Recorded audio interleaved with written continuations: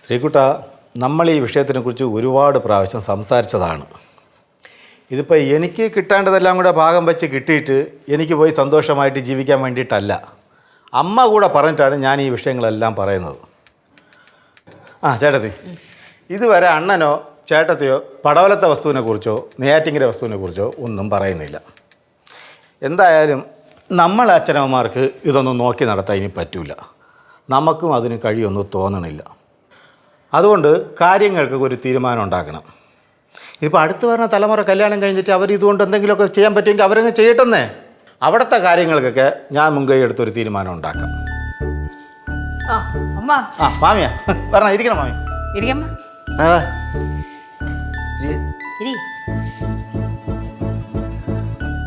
എന്തോ സീരിയസ് ആയ കാര്യം തോന്നല്ലോ. കുറച്ച് സീരിയസ് ആയ കാര്യമാണ് മാമി. അപ്പോൾ ശ്രീകുട്ട, നമ്മൾ പറഞ്ഞു വന്നത് ഇവിടുത്തെ കാര്യങ്ങളൊക്കെ ഞാൻ നോക്കിക്കോളാം. പടവലത്തെ കാര്യങ്ങളെല്ലാം ശ്രീകുട്ടൻ മുൻകൈ എടുത്ത് ചെയ്യണം. ചേട്ടത്തി എന്ത് പറയുന്നു? ഞാനെന്ത് പറയാനാ? ഞാൻ പറഞ്ഞിട്ടുണ്ടല്ലോ, നെയ്യാറ്റിങ്കര വസ്തുവിനെക്കുറിച്ചോ പടവലത്തെ വസ്തുവിനെക്കുറിച്ചോ എനിക്കൊന്നും പറയാനില്ല. ബാലുവിനും ഒന്നും പറയാനുണ്ടാവില്ല. ബാലുവിനെ കൊണ്ട് ഞാൻ പറയാൻ സമ്മതിക്കേയില്ല. നിങ്ങളെന്താന്ന് വെച്ചാൽ ചെയ്തു. ഇതാണ് കുഴപ്പം. അവിടെ എഴുതി തരുന്നില്ല, ഇവിടെ എഴുതി തരുന്നില്ല എന്നൊക്കെ പറയുകയും ചെയ്യും. എഴുതുന്ന കാര്യം വരുമ്പോൾ നിങ്ങൾ എന്തോരോ ചെയ്യുമെന്ന് പറയുകയും ചെയ്യും. രാഘവ മാമ എഴുതി കൊടുത്ത 50 സെന്റ് വസ്തു ഒരണക്കൊല്ലേട്ടേക്കല്ലേ. രാഘവ മാമനോ? ബാലുവിനാ മാമൻ, നിനക്ക് അപ്പൂപ്പനാ. അതിന് അമ്മൂമ്മ ഈ മാമൻ പറഞ്ഞേ അങ്ങനെ ഫിക്സ് ആയിപ്പോയി. അതിന് നീ രാഘവനെ കണ്ടിട്ടുണ്ടോ? ഇല്ല, പക്ഷെ അച്ഛൻ പറഞ്ഞ് ഒരുപാട് കേട്ടിട്ടുണ്ട്. ഈ രാഘവമാമൻ അച്ഛൻ എന്ന് പറഞ്ഞ വേറെ കാര്യമില്ലായിരുന്നു. അതുകൊണ്ടല്ലേ 50 സെന്റ് വസ്തു അവർ രണ്ടുപേരുടെ പേരിൽ എഴുതി വെച്ച് കൊടുത്തത്. പാവമായിരുന്നു. എന്ത് നല്ല മനുഷ്യനായിരുന്നെന്നറിയാമോ? ബാലു ഇടയ്ക്കിടയ്ക്ക് ഇങ്ങനെ ഒറ്റയ്ക്കിരുന്ന് ചിന്തിക്കുവേ. അപ്പോൾ ചോദിക്കും എന്ത് പറ്റി ബാലു എന്ന് ചോദിക്കും. അപ്പോൾ ബാലു പറഞ്ഞു ഞാൻ ഇങ്ങനെ രാഘവമാമനെ കുറിച്ച് ചിന്തിക്കുകയായിരുന്നു.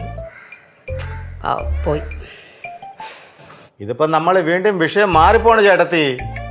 മാമിയേ, ചോനറത്തല എൻ്റെ പേര് കുറച്ച് സ്ഥലം കിടപ്പുണ്ട്. അമ്മ വഴി എനിക്ക് കിട്ടിയതാ. അത് ആർക്കാ എപ്പോഴാ വേണ്ടതെന്ന് വെച്ചാൽ പറഞ്ഞാൽ മതി, ഞാൻ എഴുതി തരാം. ആർക്കാ എപ്പോഴോ എന്തോ.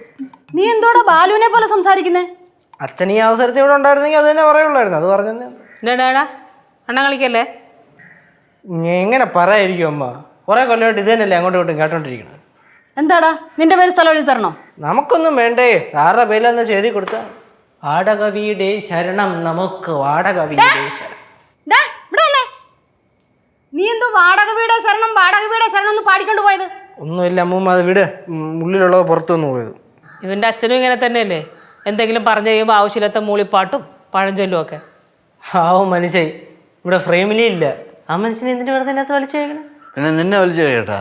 മാമ, നിങ്ങളെല്ലാവരും കൂടെ വലിയ കാര്യത്തിൽ ഇവിടെ ഇരുന്ന് സഭയൊക്കെ കൂടി എന്തോ വലിയ കാര്യം ചർച്ച ചെയ്യുമല്ലായിരുന്നു. ഇപ്പം എന്നെ എന്തിനകത്ത് വലിച്ചു കഴിക്കണേ?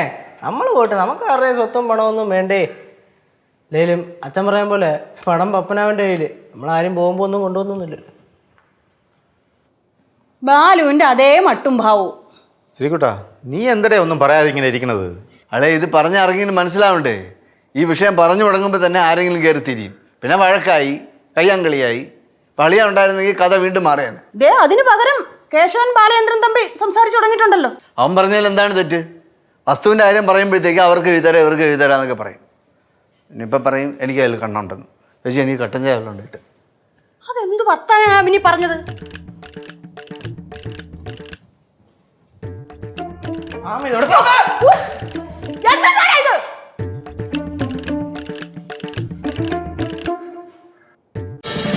ഫ്ലവേഴ്സ് ഒരുക്കുന്ന കാഴ്ച വസന്തം യൂട്യൂബിൽ പ്രേക്ഷകർക്ക് ലൈവായി കാണാം. ഫ്ലവേഴ്സ് കോമഡിയിൽ ജോയിൻ ചെയ്യൂ, ആസ്വദിക്കൂ.